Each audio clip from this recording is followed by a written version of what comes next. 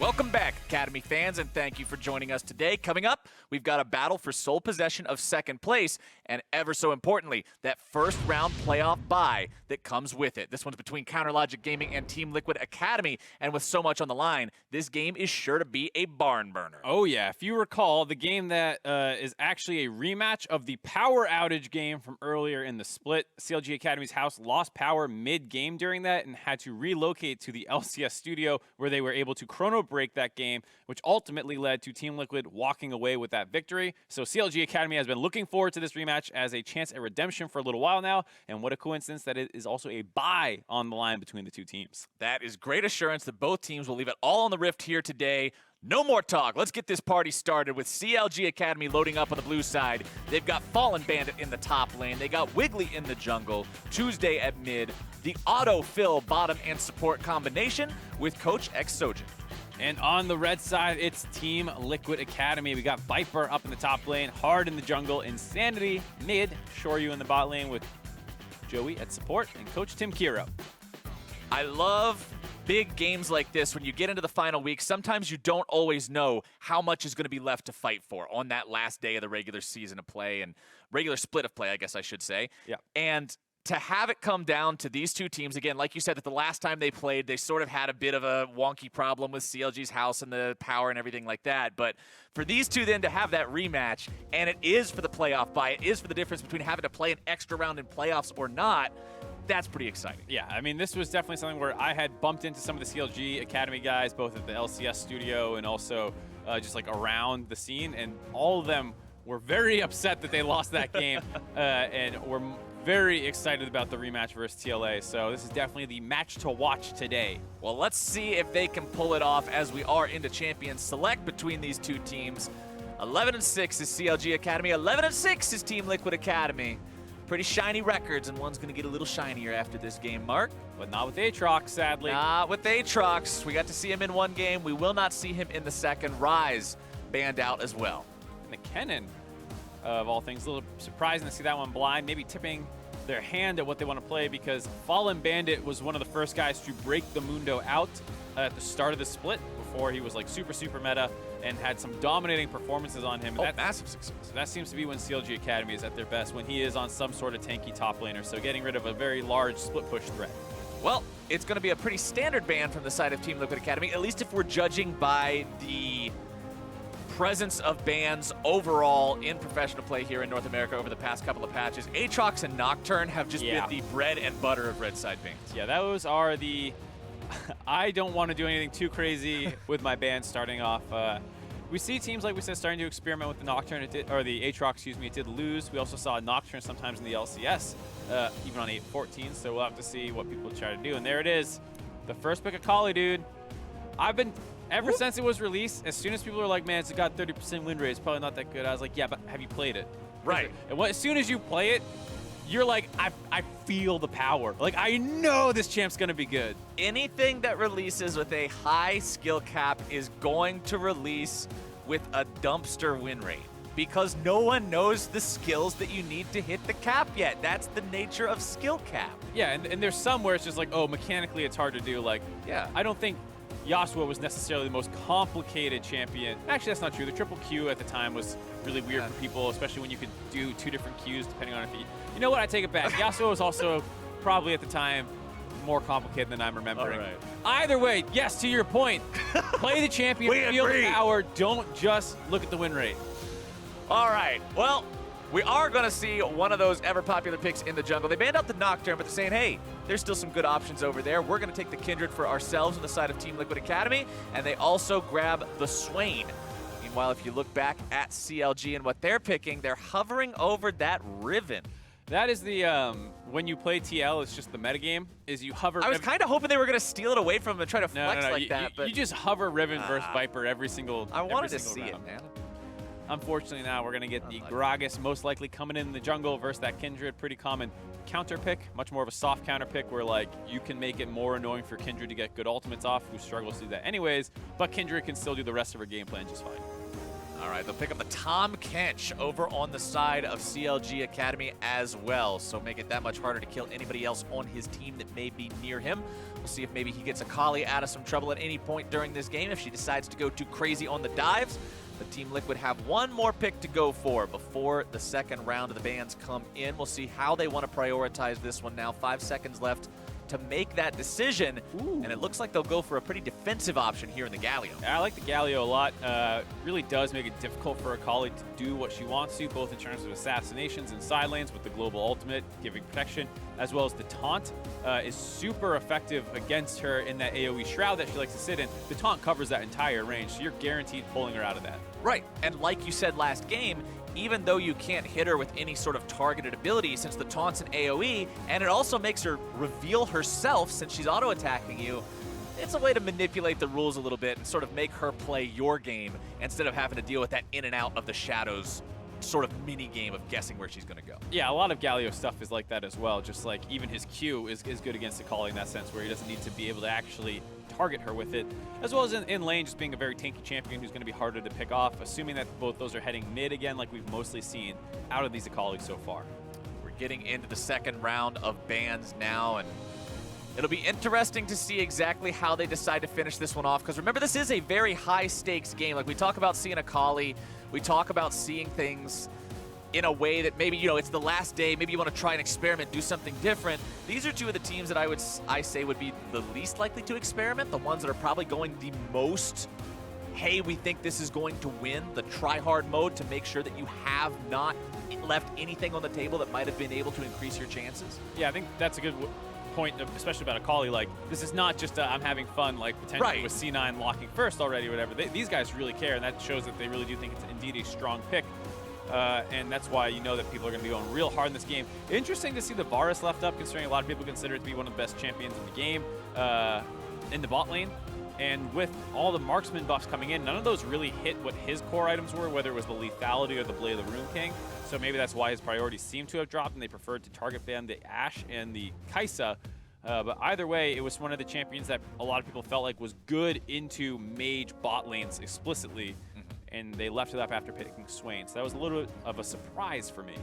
Well, Gangplank will be the final pick locked in on the side of CLG Academy. They'll put him up there in the top lane, Akali mid, Gragas in the jungle like you said you were anticipating, and with Varus, Tom Kench bottom. That's pretty standard for that bottom lane area. As we'll see the Irelia hovered and locked in on the side of Team Liquid Academy. They say, all right, you can ban Riven away, that's fine. We're still going to play another one of these flashy melee fighters. Yeah, absolutely. And a very, I think got some minor buffs on this patch. And I was talking to Freak beforehand, and he said that the play rate of Irelia, excuse me, for professional accounts had actually skyrocketed with this buff that came in. So a lot of people feeling like she had come back into viability after getting nerfed out of it temporarily. We'll have to see if she's able to have a good matchup versus the GP. She'll have plenty of all-in threat. He's not the most mobile champion, so potentially going to be able to take this one. Hey, there was a clip yesterday on Reddit of TF Blade getting a quadra kill on Irelia, and the enemy team instantly surrenders. That's the magic of Irelia.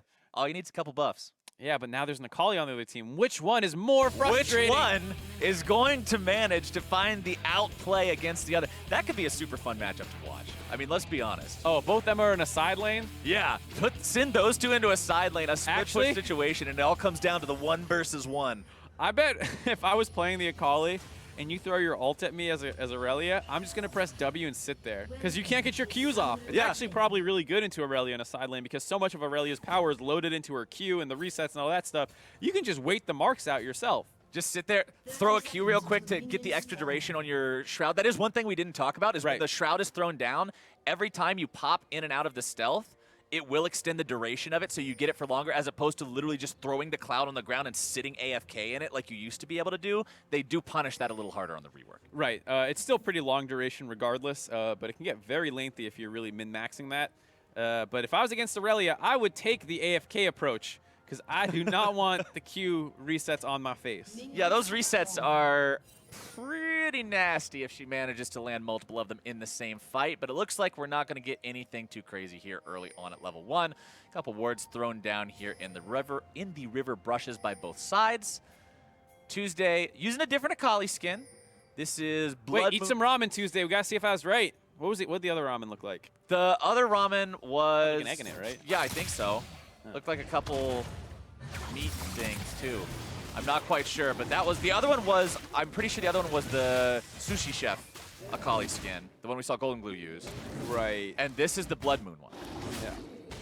So we'll see if she's got any fancy particle effects or anything like that for us as the game goes on. But going up against Insanity here, this guy that I kind of want to reiterate what we've talked about with him before, because this is a player who he's got the montage name, right? Insanity. Oh, yeah. He sounds like a guy that's going to be playing some really crazy hard carry champs and things like that, but he's just been a wonderful player to facilitate everyone else on his team doing well. He plays these teamwork-style champions like a Galio that doesn't need to completely dominate the game himself, but rather makes it so they've always got this reliable mechanism in the fights that they can fall back on. Yeah, and speaking of being the team player here, it does not actually look like a great matchup as we're watching this one play out. The Doran shield on Akali giving a lot of sustain. The Q as well. Getting some good trades off against the melee range champions. Definitely an easier matchup for her than a lot of the range stuff we've seen her play into thus far.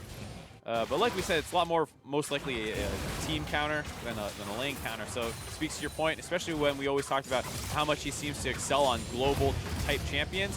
Once again here having the Galio to help with those globals. Tuesday timing that well, waiting for the taunt to run out before he follows up for more damage at the end of that there. Takes a turret shot, so the trade's not quite as nice as he would have liked it to be, but he still forces his opponent back. That means Insanity will have to expend the teleport here very early on. And I am super surprised as we see Viper getting some trades on the Fallen Bandit here. Nice barrel chain combo. I am super surprised to see Tuesday with a cleanse of all things.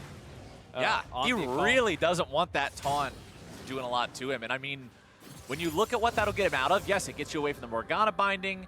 It'll get you out of a never move from Swain, I guess. But Hard's making the play here into the top side. Fallen Bandit wants to flash out of that when he will stay alive. Nice move by Hard, though. Pretty low commitment to just get that out early on. Everyone's going to recall there. Both top laners will TP back in. And then Viper will hopefully be able to take that flash advantage that he got to convert into a play a little bit later.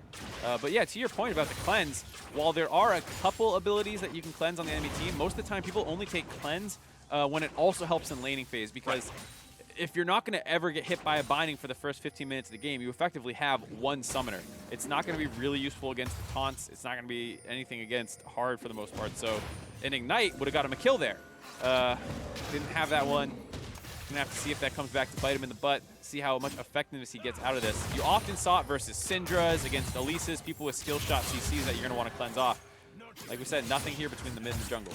We'll keep track of how much it bites him in the butt versus how much it saves his butt as the game goes on. Oh, yeah. Bindings might find their way towards him, but now Wiggly's in some trouble. Damage coming over the wall, and the flash with the lightning comes out from Shorty to grab kill number one.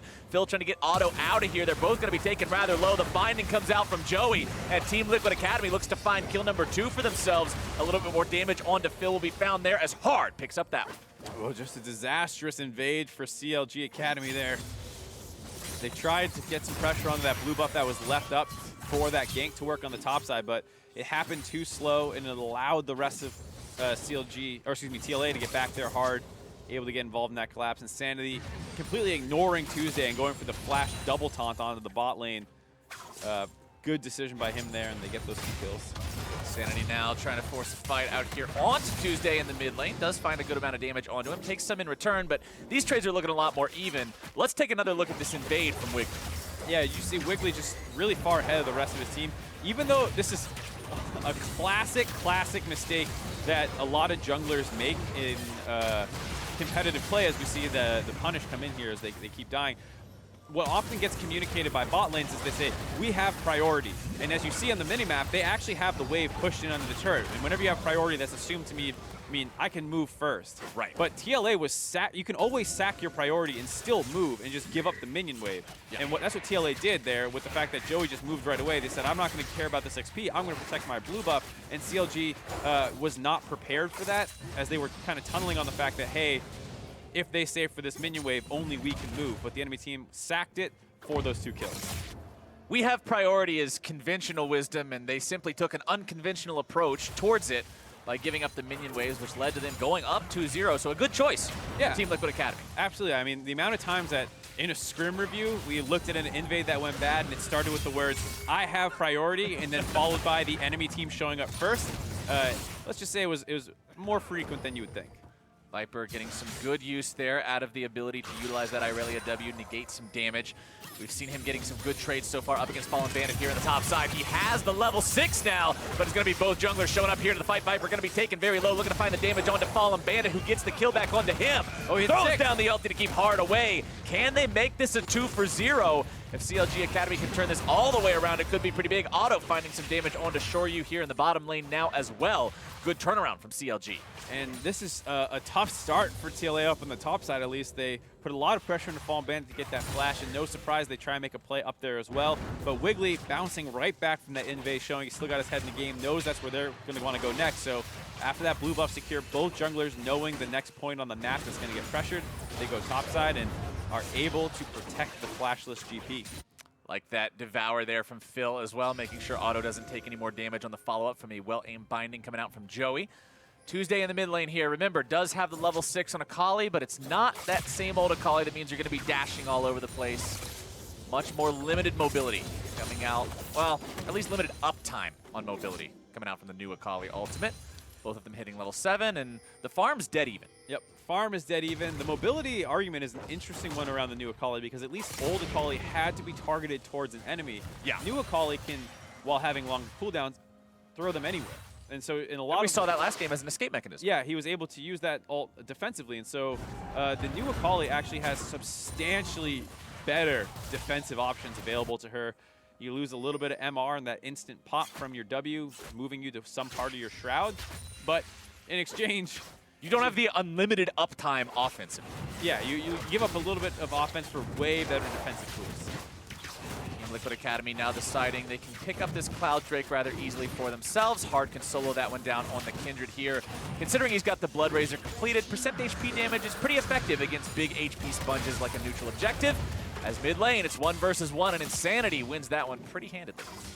Does get that trade in his favor early on. Luckily, the Shroud protected Tuesday from the passive slam from Galio coming in. Otherwise, he would have taken even more damage there. Showing that you still got to be careful. Galio is pretty good into a lot of melee matchups. Meanwhile, Fallen Bandit doing one of the things Gangplank does best. Walk into the enemy jungle when you have your lane pushed up, tax the small raptors, grab the extra gold on all of them from Parlay with the barrels, and continue to flood that economy early on, making sure he can work towards that Trinity Force. One nice part for him compared to his opponent, look at the inventory for Viper, who wants to build towards that Tiamat to deal with some of the wave shoving potential and wave management that he'll need on Irelia, while Gangplank can just place barrels and go for that Trinity Force power spike that much earlier. Yeah, definitely working out very well for him, as well as a difference in the runes, you can say, with the Time Warp Tonic. I'm assuming this is what Fallen Bandit has, but this is what most GPs do right now, which is the Time Warp Tonic with the Biscuiteer. He actually has a crazy amount of sustain, while Aurelia also has that Corrupting Pot. It will not get as much value from it. I wonder if that's factored into this laning phase at all, with the fact that Fallen Bandit has been able to sustain better through all the trades that we've seen, because there's been a lot of combat up in the top side. And while we have seen the solo lanes break pretty even in terms of the farm and the overall wave control, bottom side's gone heavily in the favor of CLG Academy, as 88 compared to 65 is quite a lead to have in terms of farm 10 minutes in the game. Well, this is exactly what I was talking about when I said I was surprised to see the Varus left up after already locking in a mage bottom laner in Swain. It's one of those matches we were talking about how everyone's saying, well, Varus is the answer to mages.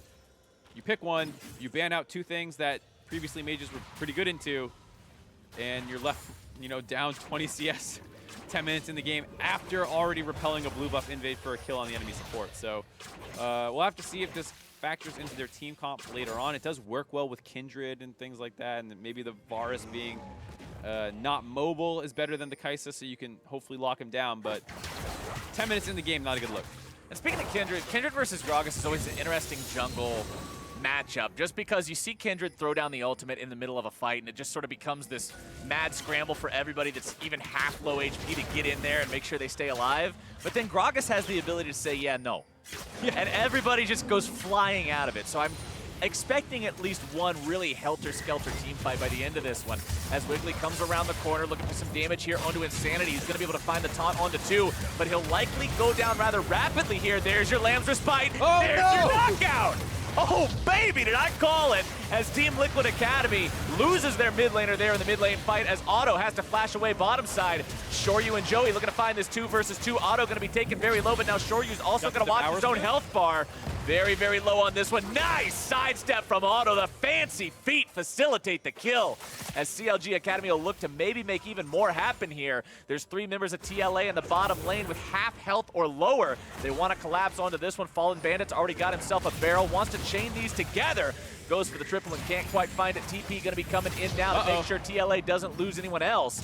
Insanity makes his way down now back into the fight that he was removed from earlier so forcibly. And CLG Academy decide, nope, we're not doing this invade thing again. Everybody out.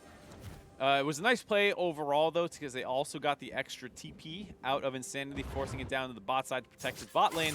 A little dicey for a second there because they were posturing that dive, and Otto and Phil were actually relatively low. So Viper made a good decision to threaten to aggress onto the 2 members down the bot side there, and they back off. But it all started with this play, and like you said, this is why the Gragas is seen as a counter sometimes to the Kindred. He comes in, has the ultimate to save Insanity. Insanity wants to get his own ult off to give them the knock-up, but he just gets popped out of there by the Gragas. That's the first kill. Some heavy trading as, hold on, another TP down the bot lane. Shoryu's finding himself on the wrong side of these two now. Has to get back to the safety of the turret, but is quickly devoured. And that means he's a tongue lash away from death. Phil picks up the kill. Phil with the kill. Not a bad play by the Tom Kench, transporting them down there for that. Seeing how much damage he's able to do despite that. Here we see Joey trying to use those Moby boots with the Cloud Drake to get involved in that fight, but just a little too far away. Wasn't quite able to find it, but still some good damage coming out from Insanity there. You saw he did even get the passive smash down during the brief half second the Akali was visible thanks to the taunt. As Wiggly will move up into enemy territory just slightly to clear out some wards here. 0, 1, and 2 on the Gragas, 1, 0, and 1 on the Kindred. Both these guys involved in 2 kills for the team so far, as Team Liquid Academy has their sights set on that Rift Herald. Looks like no one will be able to stop them from the side of CLG, as Wiggly and Tuesday will look towards the bottom lane yet again. And the pressure from this bot lane that they've had all game long, up to a 40 CS lead now for Otto. And it looks like it might result in the first turret of the game as well. Mid lane priority roaming down there, able to stop them from getting in. Tuesday just continues shoving everything up here in the mid lane. We'll likely see that bottom lane rotating around now to one of these other positions, as Hard does a good job stealing away that enemy blue buff, grabbing himself a little bit more control, a little more EXP and gold, and of course, infinite mana is not really a bad deal either. 2 marks of the Kindred up and running for him. About to get a third here, I believe. Does collect that. Remember, 4 is the magic number for the range. Hard wants to get himself away. He draws the turret aggro, pops the ulti to make sure he stays alive, but the Gangplank ult coming down nearly takes him out. The flash into the parlay means he's out of there, Insanity ult or not. Surprising pathing there by Hard to try and get out of that situation. Ended up putting himself in such a worse spot than potentially just jumping out to the right side to meet up with Insanity. Takes a lot of turret aggro, split the focus, so he's in the dropping down there. A big miscommunication, it looked like, between Viper and Hard, and with that, the fact that Insanity ended up on the top side.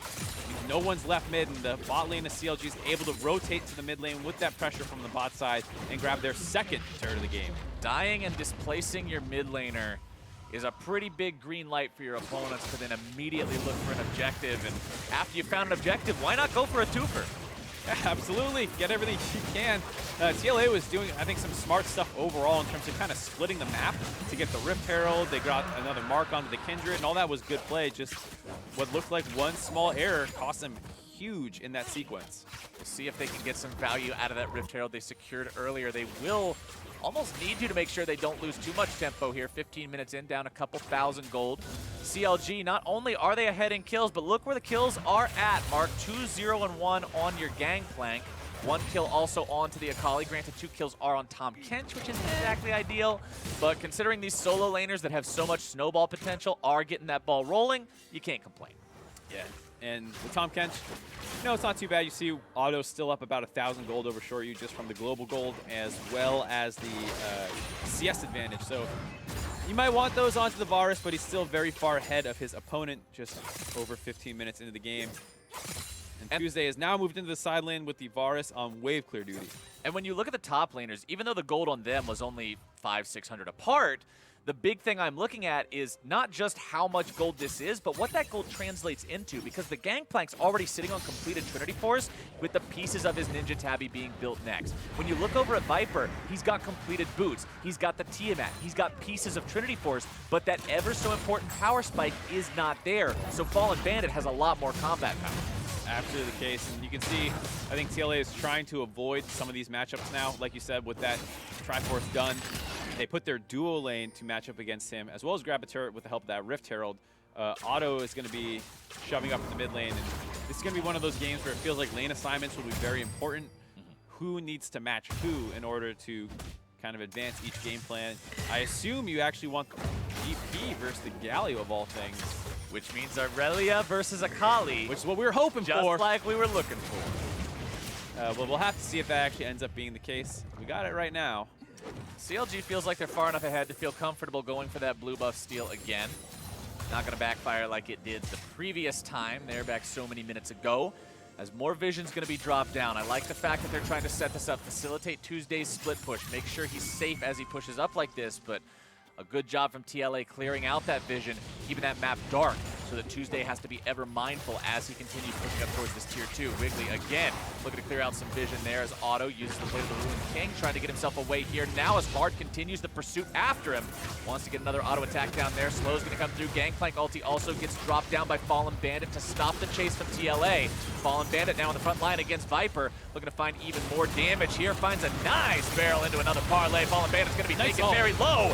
Viper kept alive by the power of the Lambs despite, but not for much longer. Fallen Bandit going to be taken nearly down to dead now, as well as Joey gets taken down below half HP. Into the middle of the fight goes Phil, looking to keep these guys alive. Tuesday barely walking himself away through the Shroud. He's going to flash to the safety of the turret. TLA looking to run him down even further now. Grab the kill onto Phil, makes it 3 for 2. What a crazy fight as it looked like it started with TLA going too hard. They blew a lot of cooldowns to try and drop onto Otto. They couldn't find it, and CLG are actually ones to take the re-engage. But TLA looked like they out-executed just a little bit with the Kindred being able to keep the Aurelia alive enough to bait a really big fight there. And Tuesday actually got gobbled up, I believe. So we'll take a look at this. They try and go into Otto right away, and the GP ult's going to stop this one from really working. And then they see that they have the HP advantage with Viper being low after Fallen Bandit takes this trade, so they just want to go here.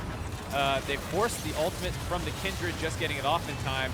But during that, they kind of left Otto to die as Shoryu went hard on him to finish him off. Watch Tuesday here. As soon as he goes in, kind of gets gobbled out. He wasn't quite in the Shroud yet, I guess, and was going to get focused down. Either way, ends up being a 3 for 2, excuse me, as Phil ends up dropping there. And we see some diversions in the build paths now, as Tuesday has completed a Sheen, most likely working to a Lich Bane, which we did not see out of Golden Glue in the previous game. A lot of people are still working on the build path of Akali, and it's probably one that's going to be very variable depending on what you are playing against. But I got to say, the Tuesday Akali looking a little sloppier than the Golden Glue one. Haven't seen any of those backwards E's to get into safe trading patterns. He's kind of been going for those long-range ones and not really connecting as often with them. And considering the Sheen doesn't actually give you any combat power itself aside from the proc, it's just a mana stick. Yeah. He doesn't have the ability to insta-clear the back line with a single 5-point strike as well. So it will take a little bit longer for him to push these waves out, especially going up against somebody like Insanity, who will be able to have quite a strong push of his own. CLG Academy just needs to make sure that they're tempered in how they're doing these fights. They went a bit overzealous in the last one, despite the fact that they had the gold lead and Team Liquid Academy was able to make a nice punish there. Got to applaud them for that, but at the same time, CLG needs to be very mindful, like you said, of where their AD carry is, exactly what you're doing as a 5-man unit to make sure nobody gets in too much trouble.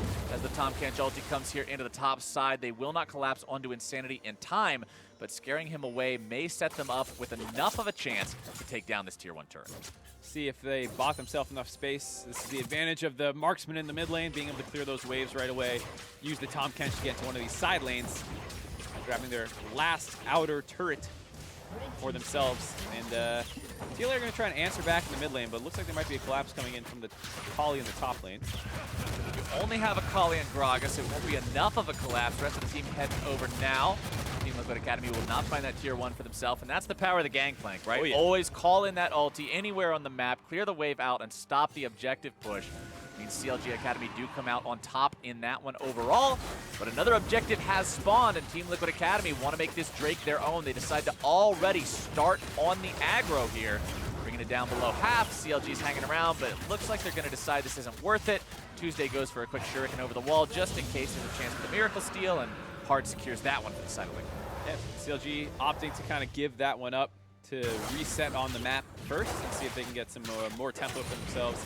And despite that last fight not really going in their favor, I think CLG is still pretty well positioned for this game overall. The GP is completely online at 3-1-2, and he'll be a monster team fighter later.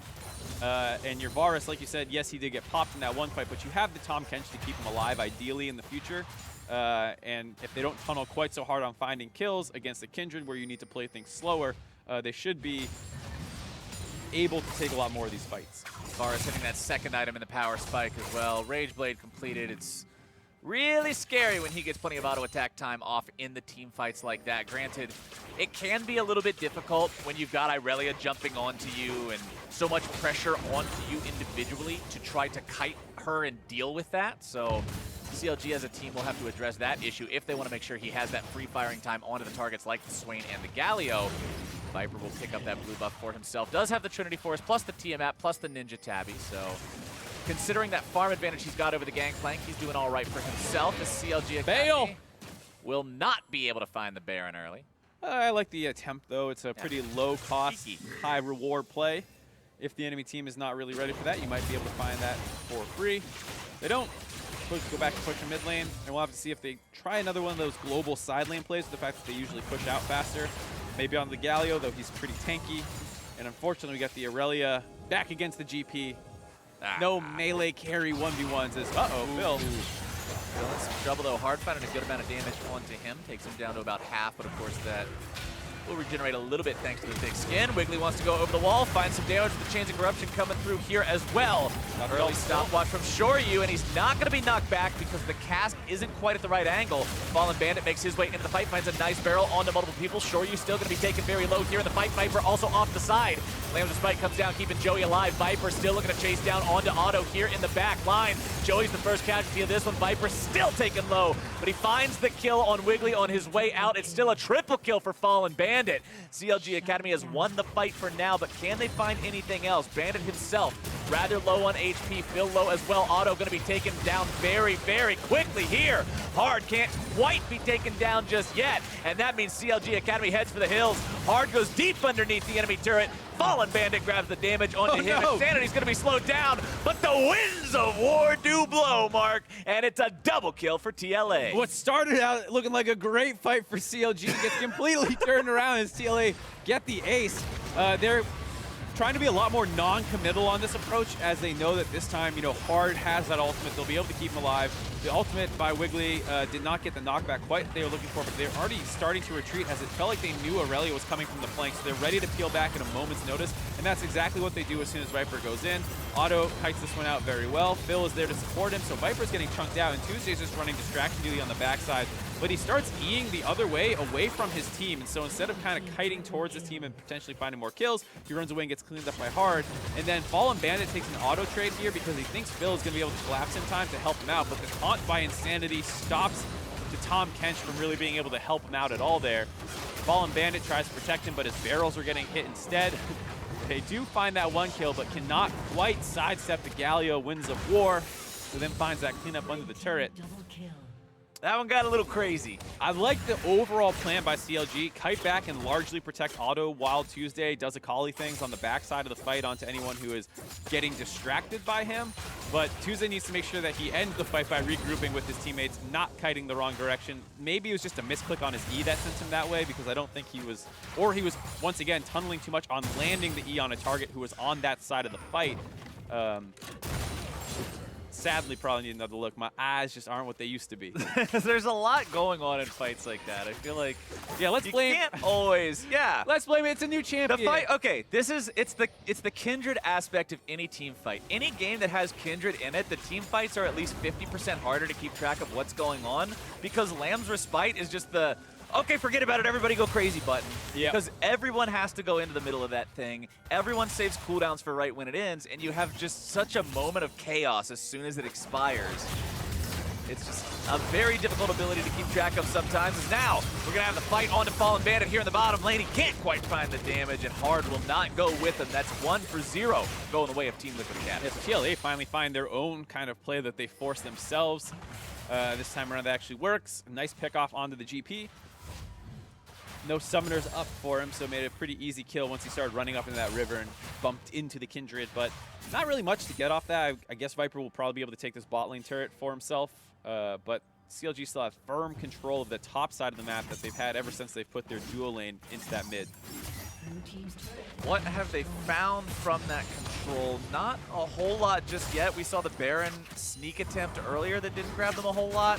Team Liquid Academy now grabbing the mid lane tier 1 from their opponents. That'll tie that overall turret count up at 3-3. Both sides still yet to pierce the tier 2 line.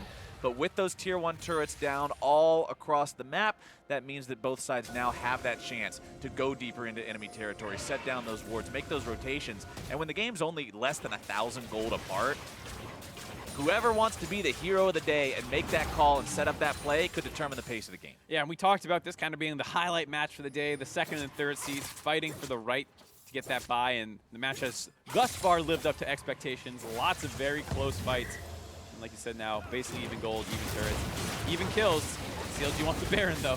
They really want to go after this Baron. A control ward over the wall from Hard is going to stop them for now. But I like the fact that they're going for it. They're not just sitting there saying, okay, what do we do? They are making a call. It's unfortunate for them, though, that the call is being read very well by Team Liquid Academy. Yeah, and I like what they're thinking because they're down a TP advantage against Viper here, and so Fallen Bandit and the rest of CLG kind of ran there, starting the Baron, see what's going to happen. Maybe they can get the TP out of Viper, but it didn't feel like they were actually going to get that commitment from him, so they back out right away, and Fallen Bandit continues down to this bot side to grab that. His TP getting close to being up, but still a lot more available by CLG, or by TLA, excuse me. And I wouldn't mind seeing TLA make a tricky play with all these TPs. You can maybe hard commit for the GP and then TP back in the Baron pit if they try and go for that trade. It does feel like TLA have a couple more options for the next couple minutes. Stormrazor also completed now on the Gangplank. A pretty big purchase for him, considering Gangplank's not one of those champions that's going to be auto-attacking constantly most of the time anyway, right? It's shoot a barrel, wait a little while, shoot another barrel, so those barrels are almost always going to be crits. Yeah, I mean, the marksmen, a lot of them do like it because it is a single item power spike that basically turns you online by itself. GP just likes it because it perfectly kind of fits his play pattern with his parlay, his barrel chaining, and all that. So huge item on him. Also spikes really hard because it doesn't force him to buy any other crit. He doesn't need to. You're allowed to buy lethality, you can buy Guardian Angel, you can buy whatever you need, really. Tuesday continuing to push up here on the top side with that Lich Bane completed, working towards the Zhonya's Hourglass now. This is what we saw come out as item number 2 last game for Golden Glue. Very important, especially on these divers, on these assassins, to have some sort of an out or at least a pause button to make sure that you have some exit strategy after going in. Yeah, and this is a case where, you know, last game we were talking about how many squishies there were on the map and how fast those fights are going to go. Here, both teams actually have a fair amount of tankiness and survivability within, you know, with the Galio, with the Kindred, the Morgana, and the Swain, all having kind of defensive tools. DPS will be very important. Liquid Academy trying to make the play onto Otto, but he's going to be kept alive in the Devour, and now Team Liquid Academy going to turn their attention on to everyone else. Fallen Bandit also getting himself away. Piercing arrow comes out from Otto at the end of that one to make sure Hard goes below half HP, but honestly, for as big of a go as that was from Team Liquid Academy, everybody from both sides got out pretty well. Yeah, everyone had to run through that big Aurelia ult 3-man, but not enough other CC landing to chase down on the more kills. And now CLG have to be a little careful. They've gotten control of the river, but don't have control of their mid lane. Crab is up, so you kill the Crab. CLG Academy gaining control over that. Have a little bit of extra vision, bonus speed around the Baron pit. Gunblade finds its way onto Shoryu. There comes your Shuriken as well. Tuesday really looking to find this last bit of damage here. Galio ultimate comes through, making sure Shoryu doesn't get finished up there at the end. Wiggly gets bound up here in the front. Viper able to find a stun down onto him, but remember he's got no ultimate here in the middle. Stopwatch also going to be used, keeping Viper alive, but now he's got to be careful. Black Shield down onto him. Viper already bursted down before Lamb's Respite is able to keep him alive. There comes your shutdown. Fallen Bandit grabbing the kill now, down onto Insanity as well. Shoryu trying to escape off to the side, but Tuesday wants to make sure he rounds him up and makes this 3. Shoryu trying to buy himself a little bit of time, flashes away from the shuriken, but Tuesday is still in hot pursuit. Phil decides to go for the Devour, bring him ever closer to his opponent. Shoryu, it's Swain's wild journey towards the enemy base. An execute is probably the best thing you can hope for. Tuesday will try to deny it to him, goes for the Shroud now, but the execute does come. Yeah, that's the very sour cherry on top of a very bad Sunday for TLA, as they are probably going to lose the Baron here. Hard is in range, though. This could be a pretty big steal for Team Liquid Academy. Hard goes over the wall, Ooh. but he goes over very early. Now he's a play with DPS! You gotta be kidding me. Hard with the hero play for Team Liquid Academy. Oh my god, I can't believe that worked. He got in and out. He hopped over the wall around 3k damage, and it felt like no one on CLG wanted to hard commit onto him. They mostly stopped damage on the Baron, a couple of random auto attacks thrown in there, but for the most part, it's the rest of Hard just doing the damage, and drops it down, gets the kill, gets out, and TLA stay alive the game after losing a fight in the mid lane. He just jumps over the wall, says, why the hell did you guys stop DPSing this? Fine, I'll do it myself. DPS is the thing for 2,500, bursts it and leaves. Yeah, I mean, there was some like other spare damage, like a piercing arrow went through and like maybe a GP barrel, but yeah, Hard just takes that one down. Well, wow, they're 5-manning, trying to get the most out of this Baron with the bot lane push. Games like this, swing moments can decide everything. And if there's a swing moment so far in this match, Mark, that is 100% it. Team Liquid Academy now putting their best foot forward, trying to go on the offense here against CLGA and see if they can make something happen in the bottom side, pressuring onto this tier 2 line. Baron buff means you should be able to break tier 2s. They're not that hard to take when you do have that extra pushing potential. CLG Academy will hold the line for now. Yeah, and that last team fight by TLA that they ended up losing that kind of led to that whole Baron situation was fought pretty poorly by TLA, all things considered. The Galio ult was used early on a target that was already out. The Kindred ult was late and could not save Viper. And so now with the gold that they got from the Baron as well as the pressure, you have to be a little worried for CLG here that they're going to need to really find some good fights because you can't count on TLA always making mistakes like that. So both teams still very pressed to make the right play. There's so much outplay, like you said, with the Kindred, with the Galio, the Akali, the Gragas. All those have such high variance in how their abilities work out. And it's sort of along the lines of what I was talking about earlier with how close the game is. Whichever team can make that big play and sort of take destiny into their own hands is the one that will decide the tempo of the game going forward. But the problem is, CLG has a great team fight where they take destiny into their own hands and control the fight and control the pace of the game. And then Hard says, no, you can't have Baron. And then he takes everything into his own hands. And now we've got a game that's essentially in the same state as it was before. Pretty much, all things considered, the gold lead still 1,000. A couple more kills, though, on the scoreboard for CLG. All right, we got some more kills. Yeah. But it's still the same story being told between these two squads. We'll see who ends up deciding to go for the fight here. It's 40 seconds left on Baron buff for the side of TLA. Also worth pointing out that along with Lamb's Respite to stop people from dying, we currently have 2 Guardian Angels, a Gargoyle's Stone Plate, 3 Zhonyas, 4 Zhonyas across both teams, right, and a QSS. There's so much stuff in as well as Tom Kench, Devour, Morgana, Black Shield, Galio Ultimate, Gangplank Cleanse, Akali, or not Akali, Irelia Damage Resist, Akali Shroud. There's a lot of ways to not die in these fights. Yeah, and that's what we were kind of saying too. Like, it's one of those things where there's so many, it's so hard to lock someone down and actually get a kill. As people will, a lot of it will be about trading cooldowns. If you can bait the Galio ult without using too many of your own resources, the fight gets just a little bit easier. If you can bait the Kindred ultimate without hard committing and then leaving your AD carry to die. Like, feels like both these teams are, every fight, learning a couple more things that they should be doing in the next fight. When I was talking to Azale one time about WoW PvP back when he used to be #1 WoW PvP world, and he was like, and I asked him, so what's the basic, like, fundamental thing? Like, if you had to simplify this down to PvP for Dummies 101, how do you get good at this game? He's like, it's all about making them spend more valuable cooldowns than you're spending, and then eventually your rotation is just good and theirs is bad, and then you kill them. Right. So that's essentially what you're trying to do here. Say, okay, I'm going to use my Gragas ultimate, which is a 60-second cooldown, and trade it for your 90-second cooldown Lamb's Respite, and I'm going to out-PvP cooldown you. Yeah, and it works even more if you can get good vision control, because then hopefully you can even just use your Gragas body slam to force out a flash or something, as all those are back up. Grab control remains ever important. That one's going to be secured by the side of TLA, as we'll see more wards be shot to pieces. Elder Drake spawning here in just a couple of seconds. It's going to be quite a juicy prize for TLA, while CLG Academy only has 1 Elemental Drake under the belt, so they're largely concerned with just keeping it out of Liquid hands. Fallen Bandit's content hanging out here on top of this control ward. He knows if somebody walks too close, he's got the barrel with the Storm Razor ready to go. TLA, gonna turn into anything else. They have a ton of globals up, and yet are kind of agreeing to go into this 5v5 bait around the Baron, because it feels like they're so concerned about late TPs or not having a good ward to TP to that they're just prioritizing the 5v5. Gangplank ulti comes down. Viper now, potentially in a pretty bad spot here, decides to go back into the entirety of the team. The Galliwall coming down, only finding its way onto Wiggly now. As the kiting continues, Lamb's Respite gonna come down, keep everybody on the side of TLA alive. The heal goes through, the damage comes down. Viper gonna be taken low, still left alive.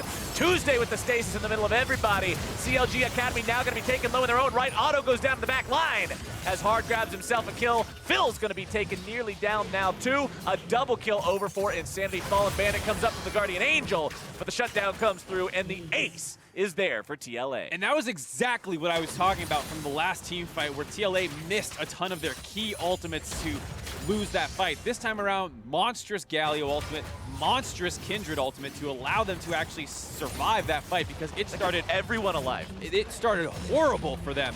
They were completely split. Viper looked like he was going to die. Sure, you got completely chunked out on the backside of that fight, but they're still able to take it with all those defensive cooldowns coming in, as CLG were not patient enough, you could say, in baiting them out.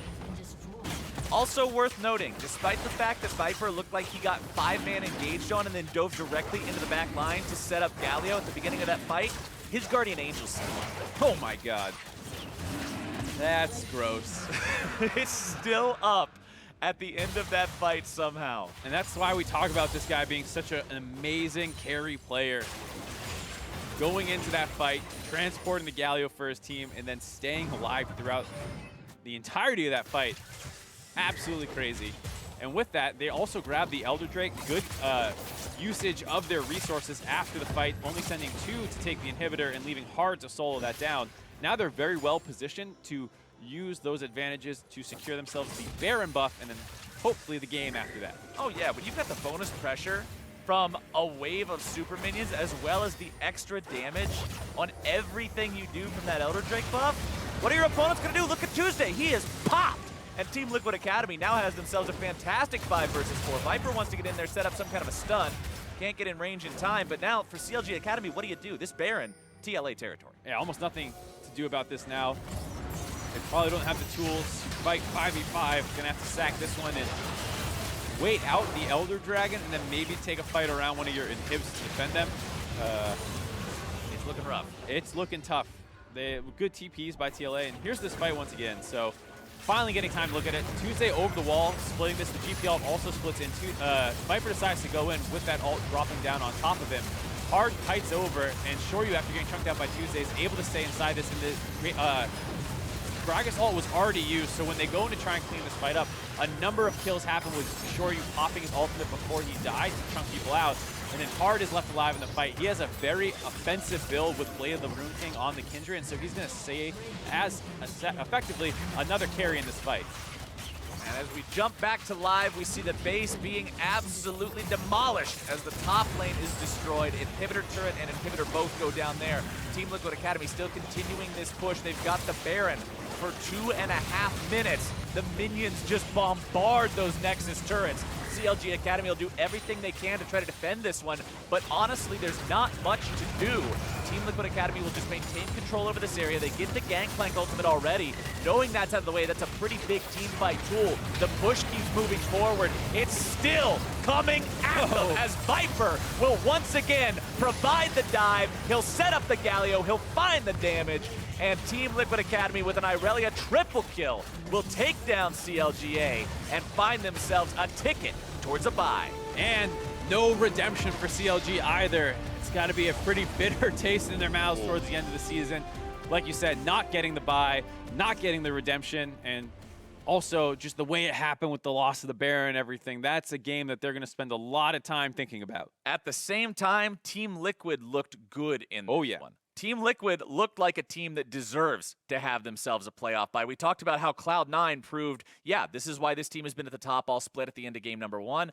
Team Liquid looks like a team that says, yeah, we're right there too. Yeah, I think there's a clear top 3 in Academy right now, and that's why the rest of the teams are looking at this game being like, all right, for seeding, I do not want to have to play CLG Academy in the first round because they looked very strong. You said TLA looked like they definitely deserved the bye, but it wasn't easy at all for them as this was a back-and-forth game the entire time. Yeah, it was so close for so long, and honestly, you got to just take a look at how some of these plays worked out here. Let's take a look now at one of those.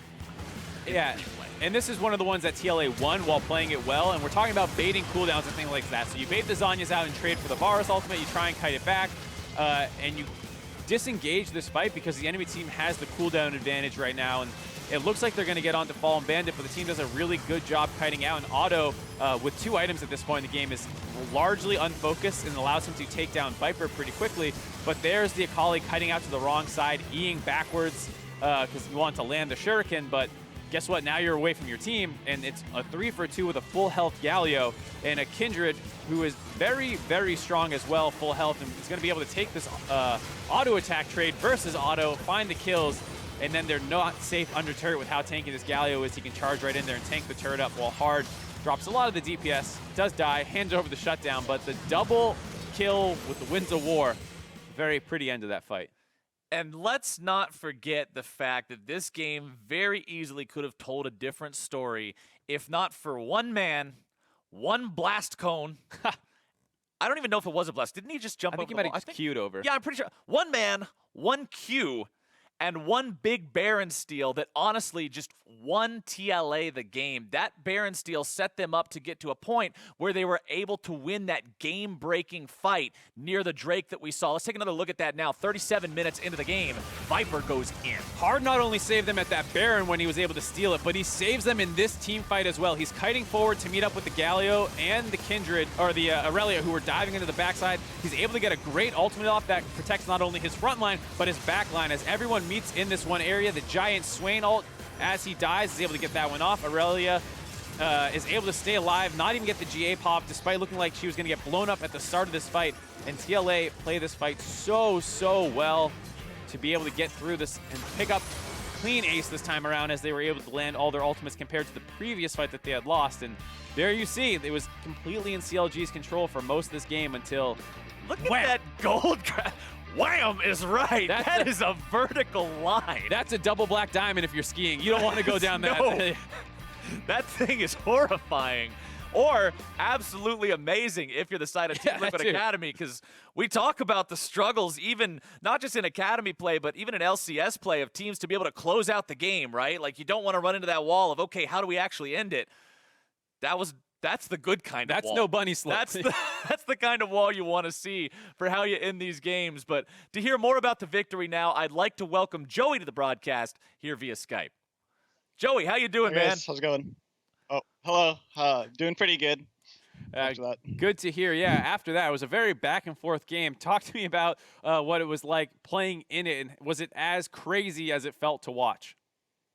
It was definitely pretty crazy. I felt like at a certain point, we stopped really like making calls. We kind of just started like fireball snowballing as like a team. Yeah. Really didn't play macro that well. It was pretty clown fiesta by the end. So what do you think drags you into that? Because there were a number of new champions, with the Akali coming in, as well as the fact that there was a ton of defensive cooldowns, like for both teams, like Tom Kench Ws, the Kindred ultimates, and all this stuff. Is it that there's so much to talk about how to play the fights better that you start tunneling on that, or what do you think is it that makes you start dropping some of the macro focus? It's just like you get to like it's a big game for us, right? So like there's a little bit of panic that sets in. Like it's getting late game, everything like matters. If you make a mistake, that could just like straight up cost you the game. So that like adds into it. Plus like we didn't play too much against Akali that much this week because we didn't really think that they would play it. So there's just a lot of factors that just contributed to us not really getting it. So mid-game, there's a big team fight. You guys don't come out on top of that one. Then they go for Baron, and Hard just goes in and takes it. Talk to me about the comms, what they were like during and after that fight, and then after the Baron steal itself. Basically he was like, I'm stalling because like they had 2 people chasing him. Me and Tony were like, all right, we just have to back, reset, go to Baron as fast as possible. And like I have so much trust in Tony, like I had a really good feeling that they were just leashing him Baron. So it's like never 50-50 when you have Tony on your team. Never 50-50 with Tony. I love that. I love that faith in the teammate, man. Yeah, that's always good to hear. Now, talking about the fact that you, with this win, got the bye for yourselves in playoffs, is that something that you guys are excited to get? And how are you feeling heading in there? Is there any teams you're scared of? It kind of sucks because like we don't get to play the extra stage game, right? Yeah. So we like miss a round of stage games, but it feels really good because we're like 5 rookies. We had similar standing that we did last split, even with Mickey, who's like an insane Korean player, and so that feels really good. I think I'm most scared of Clutch, but every other team not really so much. Ooh, that's, I think, interesting to a lot of people because C9 has kind of quote-unquote dominated Academy so far this year. Eyebrow arch out of you on that. So why is it that you think Clutch is the scariest opponent for you? I don't know. I feel like they've been like really playing a lot better towards the end of the split. I think Vulcan's actually really insane, so I think that he'll probably carry them because after he played LCS and he didn't look too good, he started to play a lot better in Academy. So I think that their 2v2 bot is pretty good compared to the other teams in Academy. Well, hopefully these playoffs end up being a lot of fun to watch, at least as fun as that game was, because it was quite a battle between you guys. It was a lot of fun watching you again. Congratulations once more on earning the bye and punching your ticket to the semifinals, and we look forward to seeing more of you as the postseason rolls around. All right. Thanks for having me. All right, we're headed for a break, but Game 3 is coming right up here. When we return, see if 100 Thieves Academy can secure 5th place against TSM. Once again, fingers off those browsers. We'll be right back.